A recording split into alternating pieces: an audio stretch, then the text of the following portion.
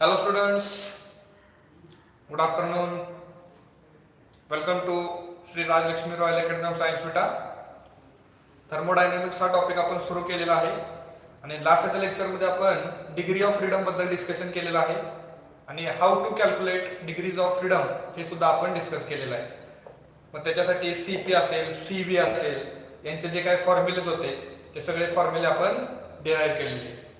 आजच्या या लेक्चरमध्ये आपण काय करूया, लास्टच्या लेक्चरला जेव्हा आपण सीपी, सीव्ही आणि गामा जेव्हा कॅल्क्युलेट करत होतो तेव्हा आपण फक्त आणि फक्त ट्रान्सलेशनल आणि रोटेशनल डिग्रीज ऑफ फ्रीडमचा फक्त विचार केलेला. पण या लेक्चरमध्ये आपण व्हायब्रेशनल डिग्रीज ऑफ फ्रीडम बद्दल सुद्धा आपण डिस्कशन करणार आहे. म्हणजे जेव्हा व्हायब्रेशनल डिग्री ऑफ फ्रीडम आपण कन्सिडर करणार आहे, विचारात घेणार आहे, तेव्हा सीपी, सीव्ही आणि गामाचे जे काही फॉर्म्युलेज असतील ते फॉर्म्युला बघूया. त्याच्यासोबत जे काही प्रोसेसेस असतात, टाइप्स ऑफ प्रोसेसेस, या सुद्धा डिस्कशन करूया. आता जेव्हा आपण vibrational degree of freedom consider करतो तेव्हा हे तर हेडिंग असं असेल, व्हेन व्हायब्रेशनल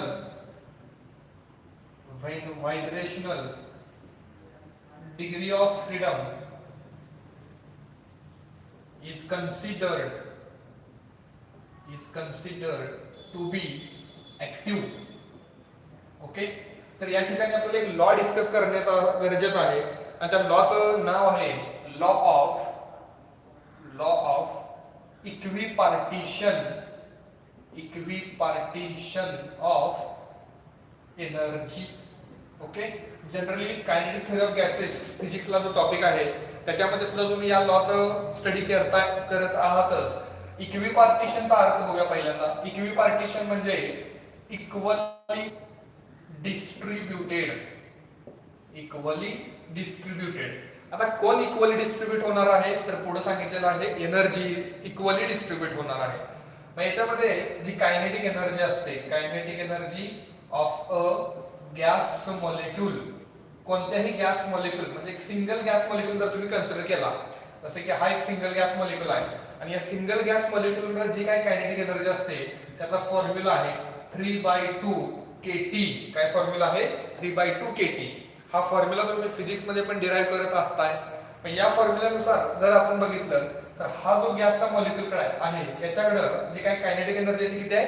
3/2 kT. आणि ही कायनेटिक एनर्जी जी काय आहे 3/2 kT ती काय होणार आहे? इक्वली डिस्ट्रीब्यूट होणार आहे. काय होणार आहे? Equally distribute. आता ती इक्वली कुठे डिस्ट्रीब्यूट होणार आहे? Equally distributed in all degree of freedom. म्हणजे ज्या काही डिग्रीज ऑफ फ्रीडम असतील त्याच्यामध्ये ते काय होणार आहे? इक्वल डिस्ट्रीब्यूट होणार आहे. आपल्याकडे किती डिग्रीज ऑफ फ्रीडम आहे? तर पहिली आहे ट्रान्सलेशनल. ओके, दुसरी डिग्री ऑफ फ्रीडम म्हणजे रोटेशनल डिग्री ऑफ फ्रीडम आणि तिसरी म्हणजे आपण आता कन्सिडर करणार आहे ती म्हणजे व्हायब्रेशनल डिग्री ऑफ फ्रीडम. आता ट्रान्सलेशनल, रोटेशनल आणि व्हायब्रेशनल मध्ये जी काही कायनेटिक एनर्जी डिस्ट्रीब्यूट होणार आहे ती कशी होणार आहे? इक्वली डिस्ट्रीब्यूट होणार आहे.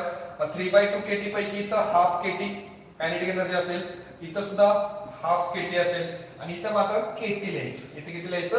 kT. याचा रिझन मी तुम्हाला सांगणार आहे की इथं kT का लिहिलं आणि इथं हाफ kT, इथं हाफ kT का लिहिलं. कारण बघा, हा जो सिंगल गॅस मॉलिक्यूल आहे तो किती डिग्रीज ऑफ फ्रीडम परफॉर्म करणार आहे, किती ऑफ मोशन परफॉर्म करणार आहे, तर हा single gas molecule translational motion करणार आहे, रोटेशनल मोशन करणार आहे, त्याच्यासोबत व्हायब्रेशनल मोशन सुद्धा करणार आहे. पण ट्रान्सलेशनल डिग्री ऑफ फ्रीडम मध्ये 3/2 kT ही त्याची टोटल एनर्जी आहे. या टोटल मधली हाफ kT इथे एनर्जी असेल, रोटेशनल साठी हाफ kT आणि व्हायब्रेशनल साठी हाफ kT. या सगळ्यांची जर तुम्ही ऍडिशन केली तर तुम्हाला आन्सर भेटणार आहे 3/2 kT. ओके, मग व्हायब्रेशनल साठी kT हे असंच का? तर बघा, जेव्हा व्हायब्रेशनल मोशन आपण कन्सिडर करतो, व्हायब्रेशनल मोशन. तेव्हा ती व्हायब्रेशनल मोशन कशी असते? Vibrational motion is about mean to extreme position. कशी असणार आहे? Mean to extreme position. Okay, मग आपण काय करूया, समजा ही मीन पोझिशन आहे आपली एमपी असं म्हणूया, मीन position.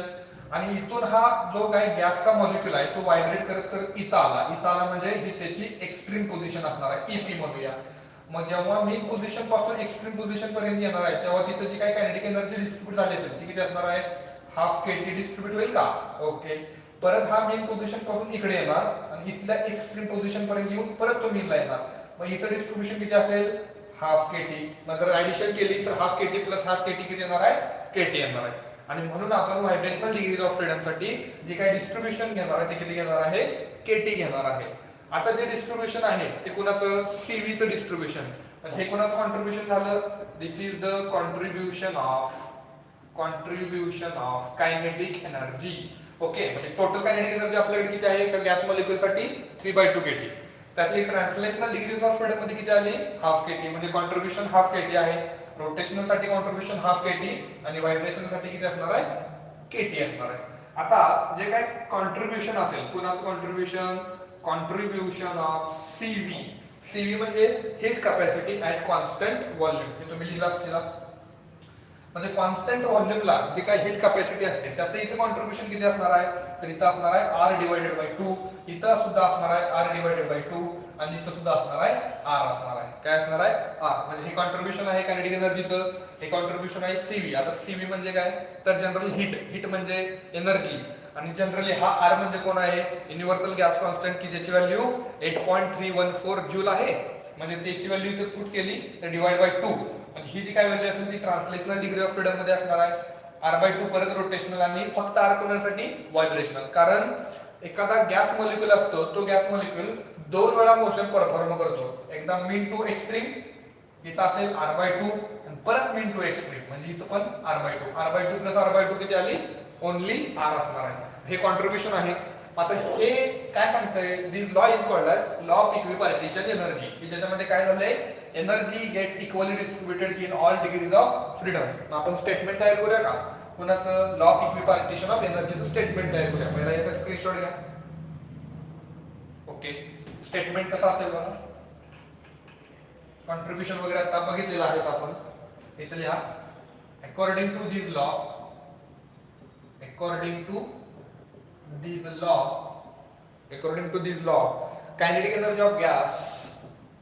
kinetic energy of a gas molecule is equally distributed in all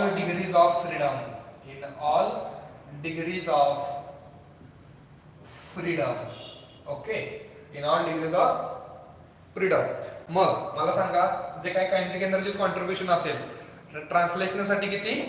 1/2 Katy, rotational साठी 1/2 केटी आणि व्हायब्रेशनल साठी केटी. Very good. हे कॉन्ट्रीब्युशन आहे कायनेटिक एनर्जीचं. त्याच्यानंतर कॉन्ट्रीब्युशन ऑफ R/2. इथं सुद्धा R/2 आणि इथं काय असणार आहे? R असणार आहे. ओके, मग हे लॉ बघितल्यानंतर आता काय करूया? जनरली आपण व्हायब्रेशनल डिग्री ऑफ फ्रीडम कशी कॅल्क्युलेट करायची, तर त्याच्यासाठी आपल्याकडे जी टेक्निक आहे ती टेक्निक बघूया. याचा एक स्क्रीनशॉट घ्या. ओके, तर आतापर्यंत आपण काय केलं? ट्रान्सलेशनल आणि rotational degrees of freedom consider केल्या आणि त्यांच्यापासून सीपी, सीव्ही आणि गामाचे फॉर्म्युले डिराइव्ह केले. परंतु आता हेडिंग आहे की व्हेन व्हायब्रेशनल एनर्जी किंवा when vibrational degree of freedom is considered to be active. अशा केसमध्ये आपण काय करणार आहे बघा. मला सांगा टोटल डिग्री ऑफ फ्रीडम काय काय असणार आहे? बघा, translational degree of freedom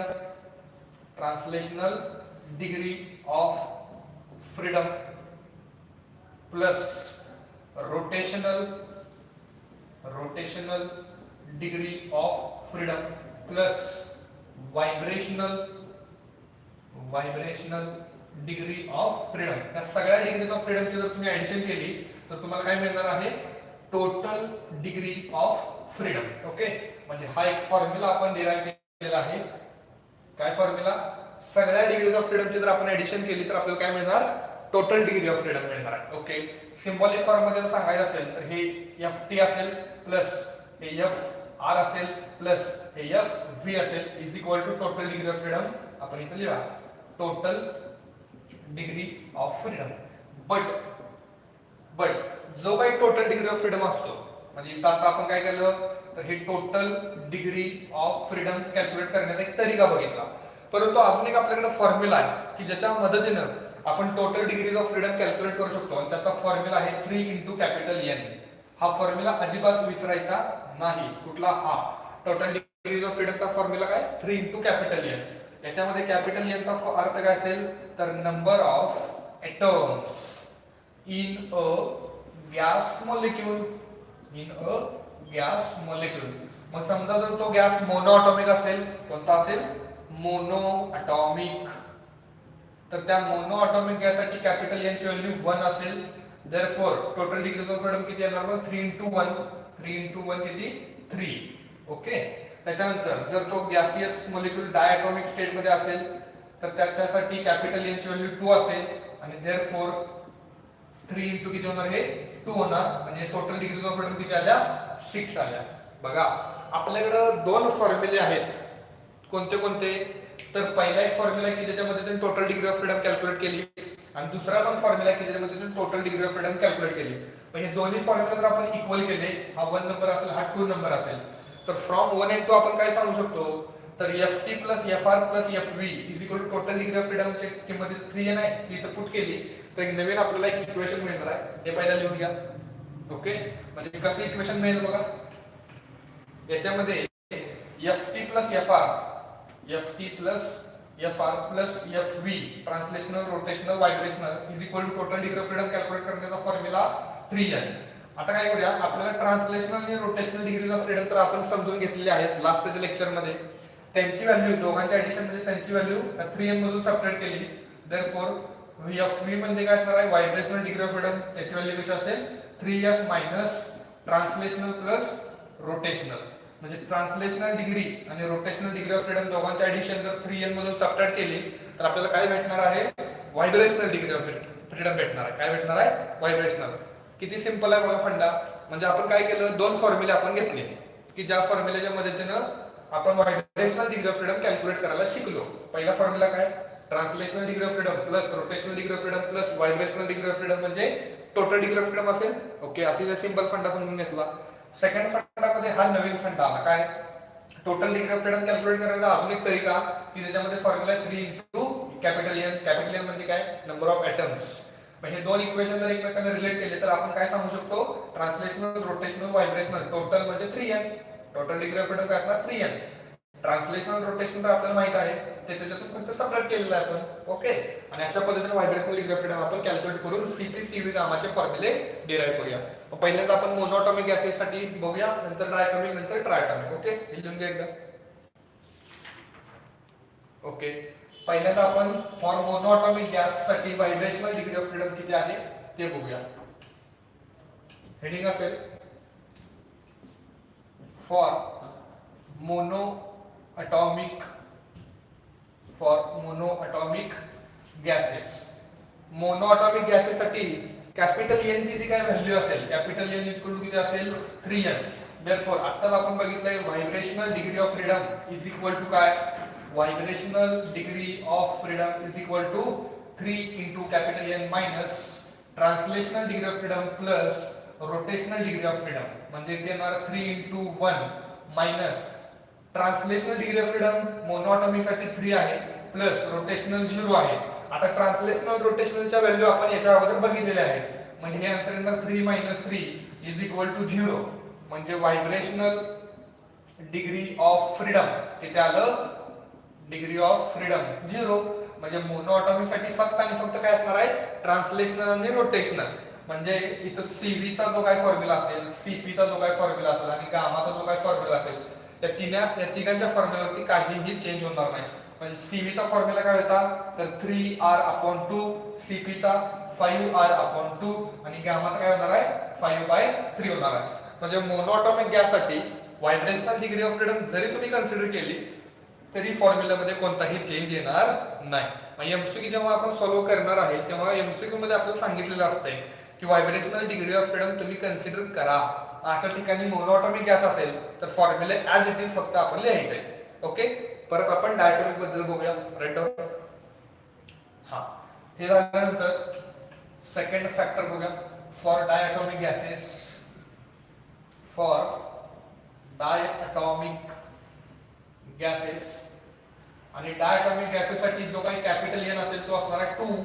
okay, therefore vibrational degree of freedom किती असेल? Vibrational degree of freedom is equal to 3n minus ft plus fr. Okay, for diatomic gas translational degree of freedom किती असणार आहे? तर 3. आणि रोटेशनल डिग्री ऑफ फ्रीडम आपण बघितलेलं आहे लास्ट लेक्चर मध्ये किती असणार आहे? 2 असणार आहे. ह्या सगळ्या व्हॅल्यूचं पुट करा म्हणजे vibrational degree of freedom is equal to 3 into capital N 2 minus translational किती आहे? 3 प्लस 2. ओके, हे सॉल्व्ह केलं तर 6 मायनस 5 इज इक्वल टू 1 होणार. काय होणार आहे? 1. ओके, आय होप तुम्हाला हे समजलं असेल. मग डायटॉमिक गॅस असेल तर त्याच्यासाठी व्हायब्रेशनल डिग्री ऑफ फ्रीडम 1 आहे. याचा अर्थ सीपी, सीव्ही आणि गामाचे जे काही फॉर्म्युलेज असतील थोडासा चेंज होणार आहे. सीव्ही चा फॉर्म्युला जनरली आपण कसं घेतो? Capital F into capital R divided by 2. हे कॅपिटल एफ म्हणजे काय? तर this is your total degree of freedom. आता टोटल डिग्री ऑफ फ्रीडम म्हणजे कोणाकोणाचे एडिशन असणार? ट्रान्सलेशनल, रोटेशनल आणि व्हायब्रेशनल. मग सांगा, ट्रान्सलेशनल डिग्री ऑफ फ्रीडम 3 आहे प्लस रोटेशनल 2 आहे प्लस व्हायब्रेशनल 1 आहे. आणि हा जो आर आहे त्याचं जे कॉन्ट्रीब्युशन आहे आता आपण बघितलं लास्टच्या पार्टला, ट्रान्सलेशनल डिग्री ऑफ फ्रीडम मध्ये आर चं जे काय कॉन्ट्रीब्युशन आहे ते किती असतं? r/2 असतं. रोटेशनल साठी पण किती असतं? r/2 असतं. आणि व्हायब्रेशनल डिग्री ऑफ फ्रीडम साठी r चं जे कॉन्ट्रीब्युशन आहे ते किती असणार आहे? r असणार. काय काय केलं बघा. कॅपिटल F चा अर्थ म्हणजे काय? टोटल डिग्री ऑफ फ्रीडम, की ज्याचा अर्थ तिघांच्या डिग्री ऑफ फ्रीडमचे ऍडिशन म्हणजे किती आहे? ट्रान्सलेशनल 3, रोटेशनल 2 आणि व्हायब्रेशनल 1 आहे. ओके, बर. आता हा r म्हणजे गॅस कॉन्स्टंट, त्याचं कॉन्ट्रीब्युशन ट्रान्सलेशनल मध्ये r/2, रोटेशनल मध्ये r/2 आणि व्हायब्रेशन मध्ये r. म्हणून मी असं घेतलंय. म्हणजे किती आलं बघा. हे येणार आहे 3r डिवाइडेड बाय 2 प्लस हे r प्लस r म्हणजे 2r. ओके, मग इथं काय करूया आपण? बघा जर हे सॉल्व्ह केलं तर 7r/2 येणार आहे. किती येणार आहे? 7r/2.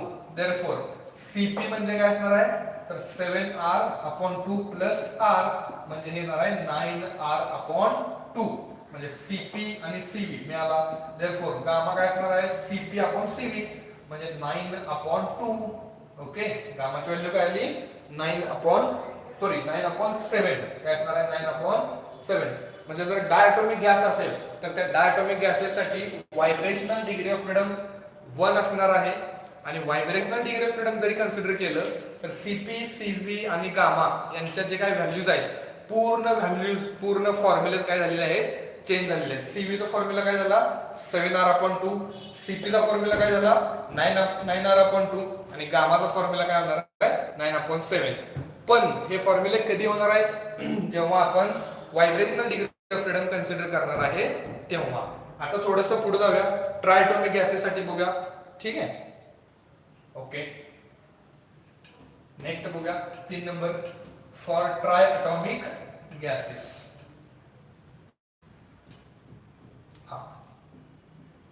For triatomic gases. मग ट्रायटॉमिक गॅसेसला कॅपिटल एन ची व्हॅल्यू किती असेल? 3. Therefore vibrational degree of freedom मध्ये vibrational degree of freedom direct calculate न करता आपण 2 केसेस बघितलेले आहेत. ट्रायटॉमिक गॅसेस मध्ये लिनियर गॅसेस होते आणि कोणते? नॉन लिनियर गॅसेस पण होते. मग याच्यामध्ये आपण काय करूया? लिनियर गॅसेस पहिला बघूया. Linear gases. ओके, मग लिनियर गॅसेस साठी याच्यामध्ये काय केलं तर पहिल्यांदा therefore translational degree of freedom किती होती? 3. रोटेशनल डिग्री ऑफ फ्रीडम किती होती? 2. आता व्हायब्रेशनल आपल्याला माहित नाही. Therefore Fv is equal to question mark. मग आता काय कसं सॉल्व्ह करायचं बघा. देयरफॉर आपल्याला माहित आहे काय? व्हायब्रेशनल डिग्री ऑफ फ्रीडमचा formula. Vibrational degree of freedom is equal to काय? 3 capital N minus Ft translational plus rotational 3 into 3 minus 3 plus 2, 3 into 3 9 minus 3 plus 2 5, 9 minus 5 4.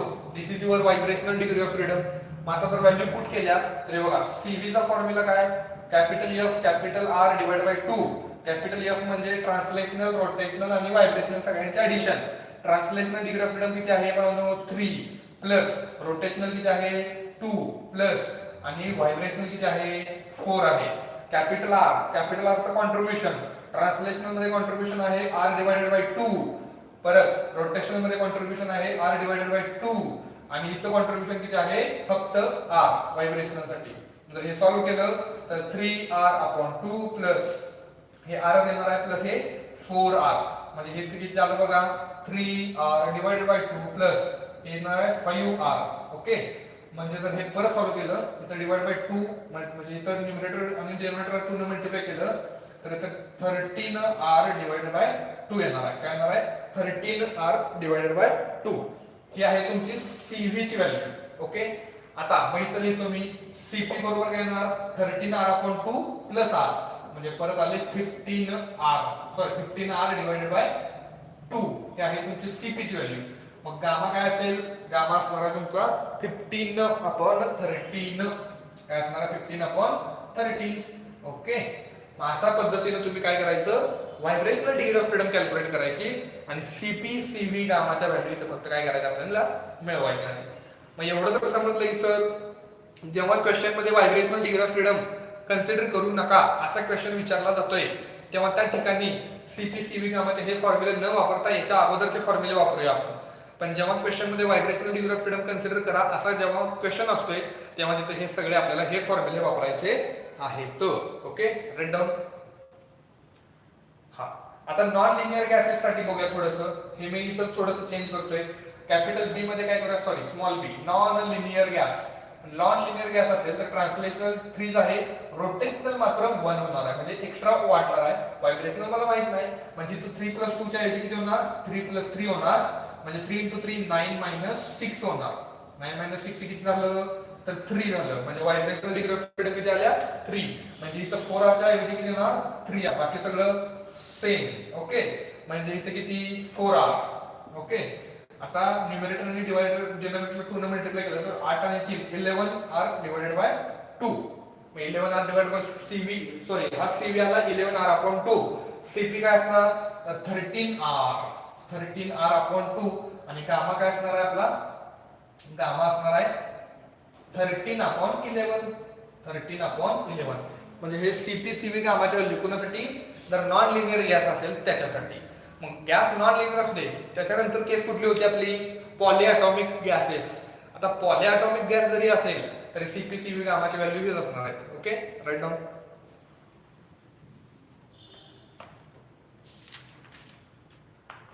हा, याच्यानंतर एक अतिशय महत्त्वाचं हेडिंग बघणार आहे आपण, ते म्हणजे टाइप्स ऑफ प्रोसेसेस.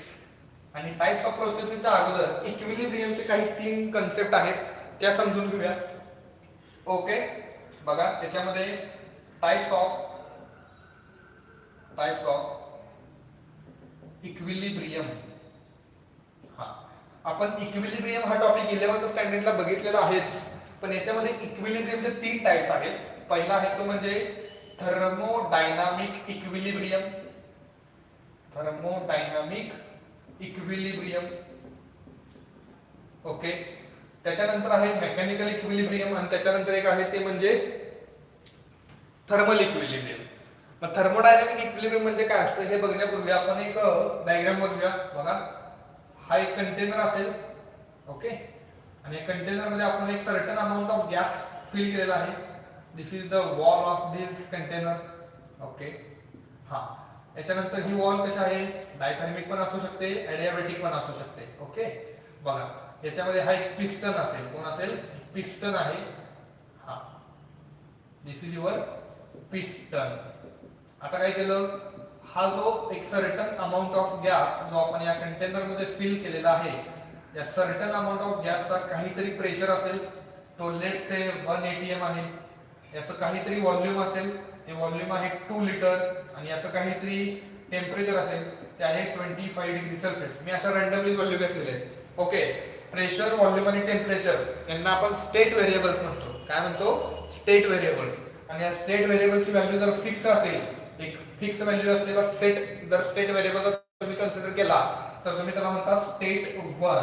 काय म्हणता? स्टेट 1. म्हणजे our system achieve a definite state or a fixed or a particular state. म्हणजे आता आपली सिस्टीम एका पर्टिक्युलर स्टेटला आहे. ओके. मग टाइम नावाचा जो कन्सेप्ट आहे तो टाइम कोणासाठी थांबलेला आहे का? नाही. टाइम कंटिन्यू पुढे सुरू आहे. पण टाइम सुरू असताना हे जे काही स्टेट व्हेरिएबल्स आहेत यांची जी काही व्हॅल्यू आहे ती कॉन्स्टंट राहिली विथ टाइम. म्हणजे टाइम सोबत यांची ह्या स्टेट व्हेरिएबलची व्हॅल्यू जर चेंज होत नसेल तर आपण असं म्हणायचं ही जी सिस्टीम आहे ही थर्मोडायनामिक इक्विलिब्रियमला आहे. म्हणजे a system is said to be in a thermodynamic equilibrium when the values of state variables do not changes with the time are called as system is in a thermodynamic equilibrium. मग काय लिहिणार सांगा बरं. बघा इथे लिहितो मी a system is said to be in equilibrium, or sorry, in thermodynamic equilibrium, in thermodynamic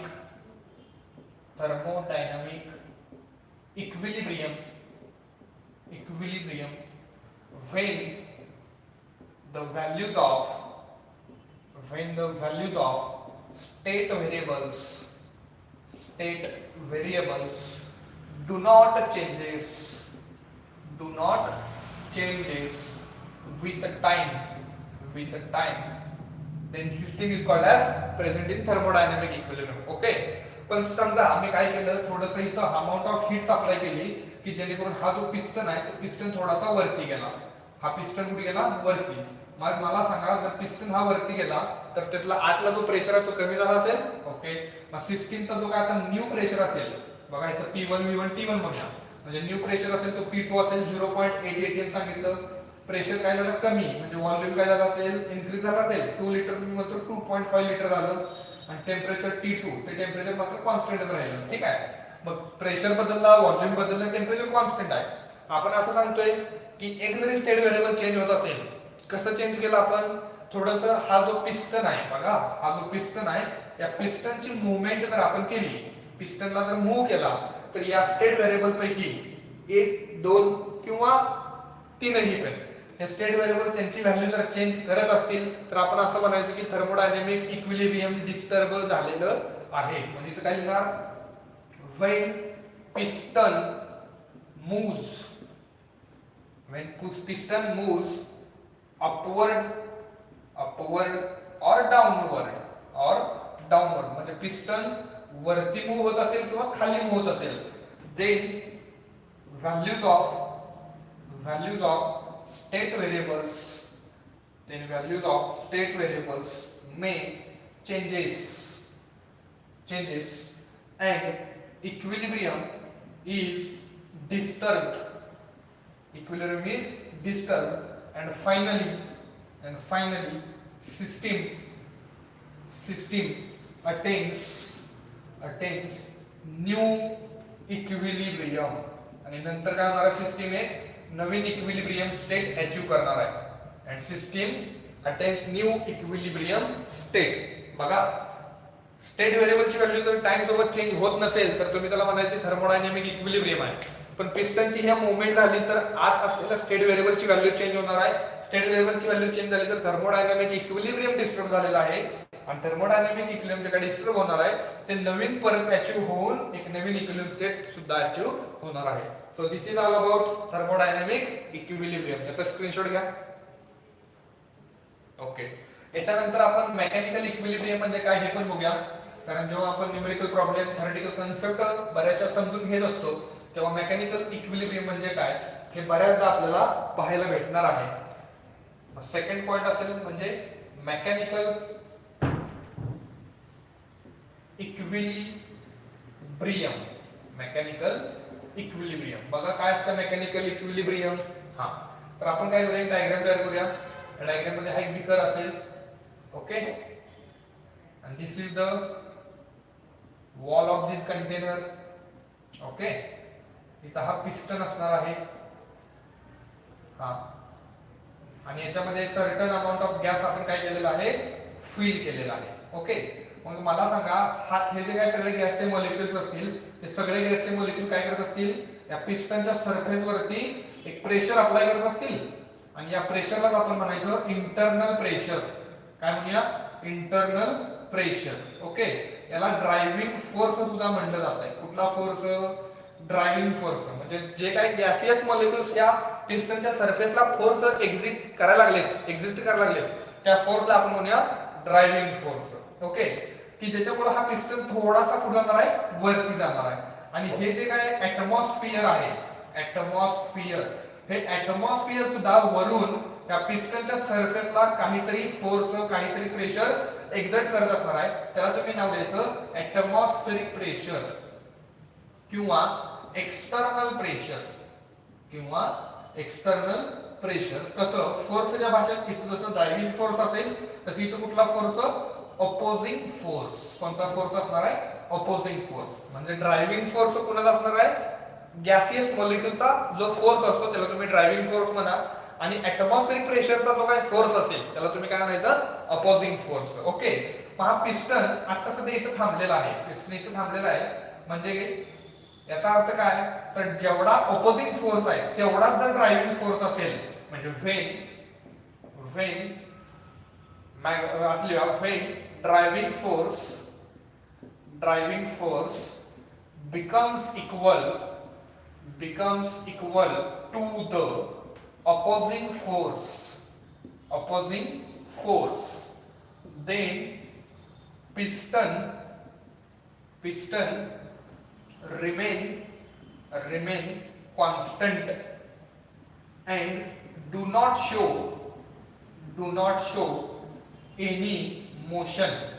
म्हणजे हा पिस्टन इथं थांबणार आहे, तो पिस्टन वरती पण जाणार नाही, पिस्टन खाली पण येणार नाही. म्हणजे ड्रायव्हिंग फोर्स जेव्हा ऑपोजिंग फोर्सला काय होणार आहे, इक्वल होणार आहे, बॅलन्स होणार आहे, अशा ठिकाणी आपण म्हणायचं आपल्या सिस्टीमनं मेकॅनिकल इक्विलिब्रियम अचीव केलेलं आहे. बघा, मेकॅनिकल इक्विलिब्रियम मध्ये काय झालं, मग मेकॅनिकल इक्विलिब्रियम मध्ये ड्रायव्हिंग फोर्स आणि ऑपोजिंग फोर्स काय झालेले आहेत, बॅलन्स झालेले आहेत. दॅट इज, इथं मग डेफिनेशन लिहा, काय असेल definition, driving force and opposing force balances each other.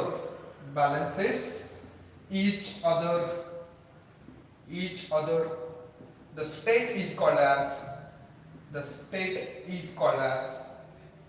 काय म्हणायचं स्टेटला, the state is called as mechanical equilibrium.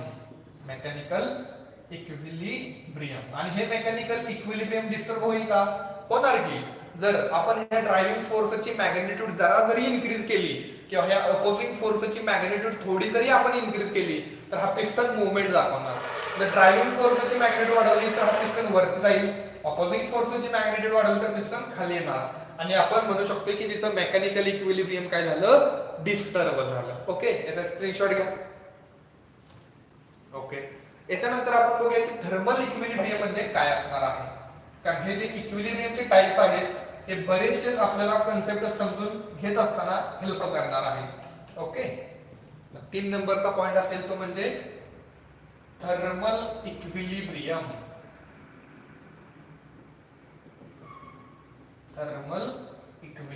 बघा काय असणार आहे, the state in which the temperature of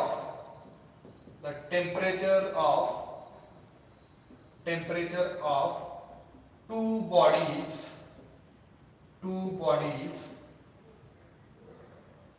is same is called as thermal equilibrium. म्हणजे दोन बॉडीजचं जे काही टेम्परेचर आहे ते जर इक्वल असेल, सेम असेल, तर आपण असं म्हणायचं की जर दोन बॉडीज थर्मल इक्विलिब्रियम मध्ये आहेत. फॉर एक्झाम्पल, सपोज हा एक चहाचा कप आहे, ओके, आणि इथं दुसरा एक चहाचा कप आहे.